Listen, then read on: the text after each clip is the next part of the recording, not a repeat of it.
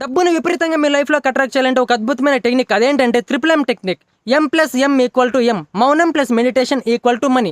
ఆధ్యాత్మిక గ్రంథాల్లో ఒక విషయం గురించి చర్చించబడింది. అదేంటంటే ఇద్దరు అజ్ఞానులు కలిస్తే గొడవలాడుకుంటారు. ఒక జ్ఞాని, ఒక అజ్ఞాని కలిస్తే చర్చించుకుంటారు. అదే ఇద్దరు జ్ఞానులు కలిస్తే మౌనంగా ఉంటారు. మౌనంగా ఉండి ఆలోచిస్తే ఎంత పెద్ద ప్రాబ్లంకైనా సొల్యూషన్ దొరుకుతుంది. మౌనంగా ఉన్నా సరే మనం చూస్తూ ఉంటాం కాబట్టి చూసిన దాని గురించి మళ్ళీ ఆలోచిస్తాం కాబట్టి కళ్ళు మూసుకోండి.